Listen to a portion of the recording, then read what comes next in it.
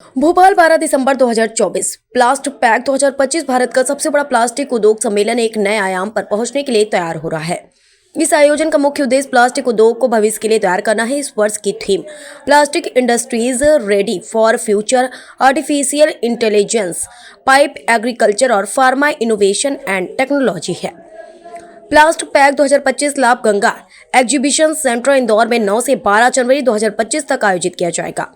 Sachin Bansal, president Indian Plast Pack Forum, Shri Hitesh Mehta, chairman, Plast Pack 2025 के मार्गदर्शन में आयोजित होने वाले प्लास्ट पैक 2025 में देश भर के प्रतिनिधित्व को सुनिश्चित करने के उद्देश्य से IPPF की टीम देश भर के मुख्य शहरों में पहुंच रही है।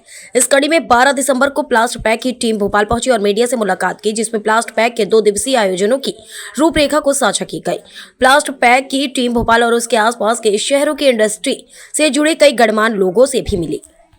देखिए, मध्य प्रदेश में इंडियन प्लास्ट पैक फोरम जो है वो एक मध्य प्रदेश प्लास्टिक औद्योगिक संगठन जो है वह करीब 780 इंडस्ट्रीज का एक कंसोर्टियम है, जो कि मुख्यतः प्लास्टिक इंडस्ट्रीज में पाइप, पैकेजिंग, अपने recycling, plastic waste management, raffia industry, injection moulding industry, blow moulding industry, master batches, इसको बनाने की इंडस्ट्री का एक कंसोर्टियम है जो करीब 780 इंडस्ट्रीज पूरे मध्य प्रदेश में फैली हुई हैं।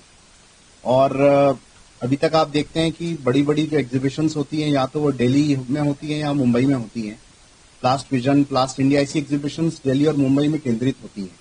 इस बार ये एग्जीबिशन हम लोग प्लास्ट पैक 25 के नाम से इंदौर मध्य प्रदेश में कर रहे हैं, जो कि सारे लाइव मशीन्स को यहाँ पे डेमोन्स्ट्रेट करेगी। हमारे पास कम से कम 340 से ज्यादा अभी तक एग्जीबिटर्स रजिस्टर हो चुके हैं।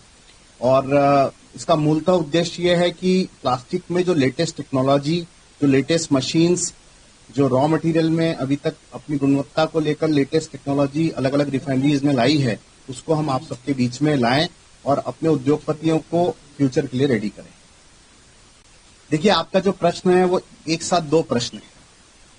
तो पहला प्रश्न तो ये है कि ये रीजनल कॉन्क्लेव के विषय में हम लोगों को क्या लगता है। तो रीजनल कॉन्क्लेव बहुत ही बढ़िया अवसर है। जैसा कि हम बड़े एग्जीबिशंस की बात कर रहे थे दिल्ली और मुंबई में, तो हमारे यहाँ के छोटे उद्योगों के लोग निकल के छोटी छोटी जो जगह हैं, जैसे आपके पास में गोविंदपुरा, मंडीदीप, हमारे आसपास खंडवा, बुरहानपुर, यहाँ से उद्योगपति निकल के वहां तक जा नहीं पाता था। रीजनल समिट जब होती थी पहले, या जो मेन समिट होती थी, उसमें सब उद्योगपतियों को नेता नहीं मिलता था। पर अब रीजनल समिट होने से क्या हुआ है कि हमने अलग अलग बैंक्स बना दिए। सागर में हुई तो सागर के आसपास के उद्योगपति आ गए, नर्मदापुरम में हुई तो यहाँ के उद्योगपति आ गए। ये बहुत अच्छा अवसर है उद्योगपतियों को कि जनता की चल रही पॉलिसीज को समझें।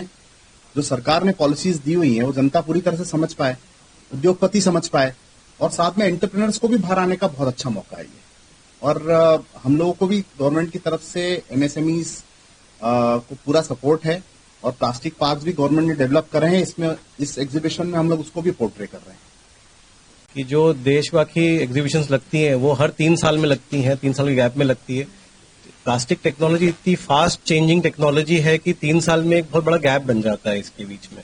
तो उस गैप को फिल करने के लिए हमने ये एग्जीबिशन बड़ी एग्जीबिशन से ऑलमोस्ट 1.5 साल बाद में हमने प्लान करी कि टेक्नोलॉजी का अभाव नहीं मिले हमारी इंडस्ट्रीज को।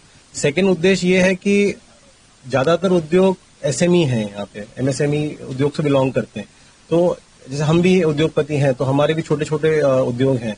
तो हम हमारे बिजी शेड्यूल में से दिल्ली, बॉम्बे ट्रैवल करना, क्योंकि छोटे उद्यमी को हर पार्ट पे इन्वॉल्व होना पड़ता है अपने बिजनेस के अंदर, एक दिन छोड़ना भी उसके लिए बहुत डिफिकल्ट होता है कहीं ना कहीं।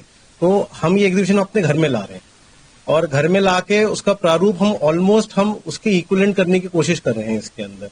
हमको बताते हुए बड़ा हर्ष होता है इस चीज के अंदर कि जैसे हमारे प्रेसिडेंट सर ने बताया कि 100 से ज्यादा स्टॉल्स जो हमारे एग्जीबिटर्स हैं इसके अंदर, वो अपनी लाइव मशीन्स लेके आ रहे हैं। आपको वहां पे एग्जीबिशन में हमारे यहाँ आके कोई भी अपना उत्पाद है वो लाइव बनते हुए दिखेगा आपको। तो एक वो बोलते हैं ना कि जब आप देखेंगे तो आपका जागरूकता उसमें बढ़ती है। तो घर में आपके कुछ चीज बनेगी आपके सामने सामने, तो आपको बहुत इजी रहेगा। फिर दूसरा क्या होता है कि बड़े जो एग्जीबिशंस लगते हैं वहां पे small scale industries, large scale industry दोनों के रिप्रेजेंटेशन रहता है। तो जो एग्जीबिटर्स रहते हैं उनका समय ज्यादातर अपने एग्जिस्टिंग कस्टमर्स, लार्ज इंडस्ट्रीज पे ज्यादा फोकस रहता है। यहाँ पे स्मॉल सिटी में लगेगा, 2 टायर सिटी में लग रहा है, तो यहाँ पे आपको पूरा ध्यान दिया जाएगा एग्जीबिटर द्वारा, क्योंकि जो मेजर पॉपुलेशन रहेगी विजिटर्स की वो SMEs रहेंगे यहाँ पे।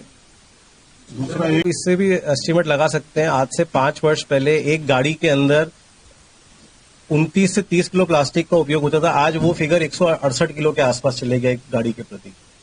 तो ये फिगर बढ़ते ही जा रहा है कंजम्पशन का। और हम लोगों ने तो देखा ही है, अभी जब कोविड आया तो आपने जो पीपीई किट डॉक्टर्स को पहने हुए देखा, ये उसका जीवंत एग्जाम्पल है कि प्लास्टिक एक सेवियर के रूप में उभर के आया। तो पीपीई किट ऐसी थी जो डॉक्टर के साथ सिर्फ अंदर जा पाती थी उसको बचाने के लिए। तो पीपीई किट हो गया, उसके बाद इंट्रावेनस फ्लूइड्स आप लोगों ने देखा, आईवी बॉटल्स हो गए, इंजेक्शंस हो गए। Plastic is a saviour. उसका जैसा कि भाई साहब ने बताया कि उसका वेस्ट मैनेजमेंट जो है उसके विषय में हम लोगों को जागृति लानी चाहिए और एजुकेट करना चाहिए।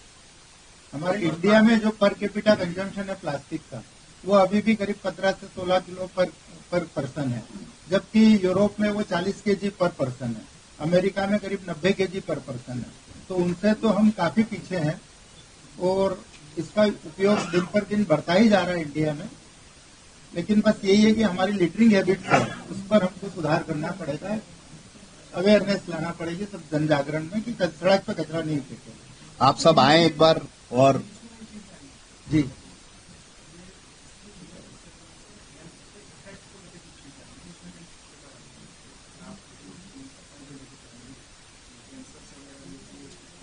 वो प्रूव भी है, गलत चीजें फैलाई भी है, गलत सारे प्लास्टिक के बॉटल्स में आ रही है। सर वो एक्चुअली अवेयरनेस की प्रॉब्लम है पहली। दूसरी, कुछ इकाइयां जो गलत प्लास्टिक को गलत चीज में यूज कर रहे हैं उसका भी